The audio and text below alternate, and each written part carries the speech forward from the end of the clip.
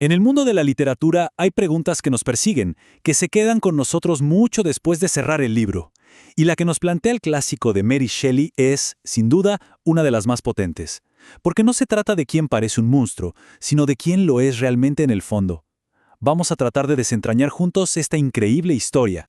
Nos vamos a sumergir en un relato gótico, oscuro, que explora los límites de la ciencia, el peso de la responsabilidad y, bueno, la pregunta del millón, ¿qué es lo que nos hace humanos?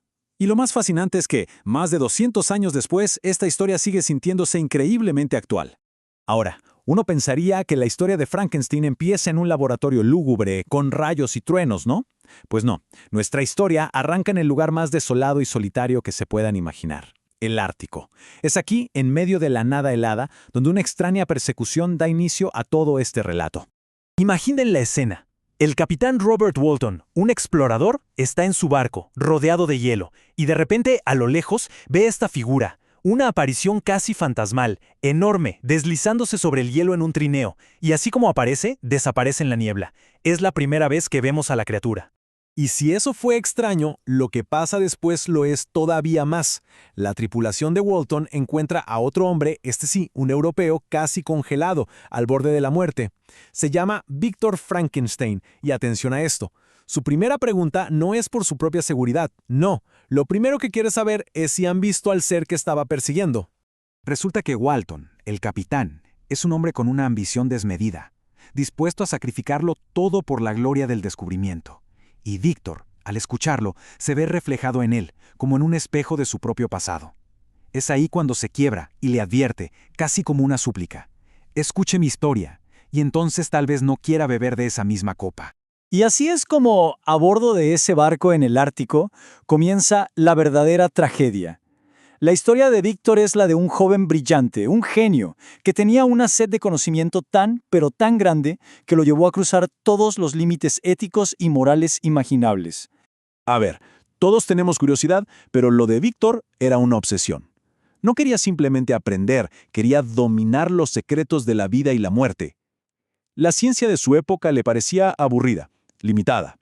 Así que se inspiró en alquimistas antiguos, soñando con nada menos que poder crear vida él mismo. Y, claro, esta obsesión lo llevó por un camino bastante oscuro. Pasaba noches enteras en cementerios y depósitos de cadáveres, estudiando la muerte para entender la vida. Y después de meses y meses de trabajo febril, de no dormir, de estar completamente consumido por su proyecto, lo logra. Pero el momento de su éxito es en realidad el comienzo de la peor de sus pesadillas. Y este es el punto clave de toda la historia. Víctor, el creador, el padre, en lugar de recibir, de guiar a su creación, la ve y siente un horror, un asco absoluto. Y hace lo peor que podía hacer: huye, la abandona. Así que la criatura abre los ojos por primera vez a un mundo que no conoce, y lo primero que experimenta es el rechazo total de la persona que le dio la vida. Pero claro, la historia no termina ahí, y aquí la novela hace algo brillante. Nos cambia de perspectiva. Dejamos a Víctor y ahora vemos todo desde los ojos de la criatura. Y les advierto que esta parte de la historia es a la vez hermosa y absolutamente desgarradora. Imaginen a este ser solo en el mundo sin entender nada.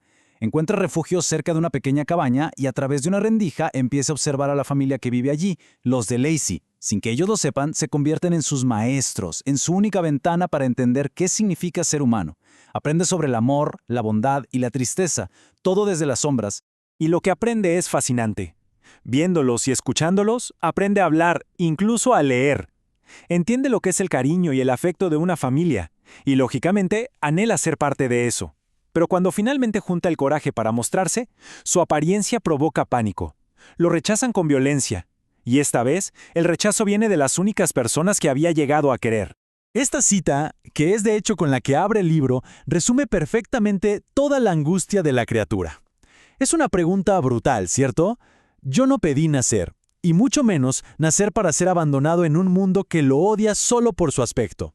Poco a poco, toda esa soledad y ese dolor se van transformando en ira y en un profundo deseo de venganza. Así llegamos al punto de quiebre de toda la novela. La criatura, ya endurecida por tanto rechazo, encuentra a su creador.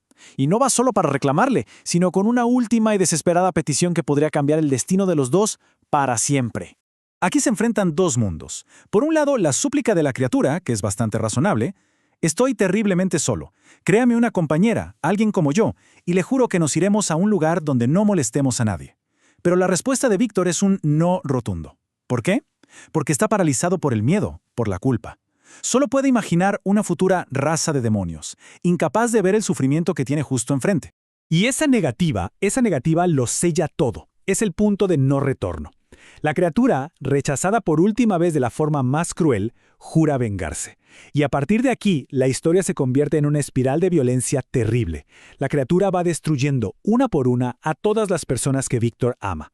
Y Víctor, a su vez, dedica lo que le queda de vida a una sola cosa: cazar al ser que él mismo creó.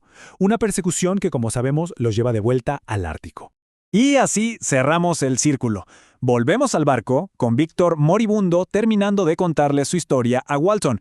Lo increíble de Frankenstein es que no nos da respuestas fáciles. No nos dice quién es el bueno y quién es el malo. Al contrario, nos obliga a confrontar una pregunta que ha sobrevivido siglos. Y con esa pregunta nos quedamos. ¿Quién es el verdadero monstruo? ¿El que crea vida y luego le da la espalda sin asumir ninguna responsabilidad? ¿O el que, producto de un dolor y una soledad insoportables, responde con violencia?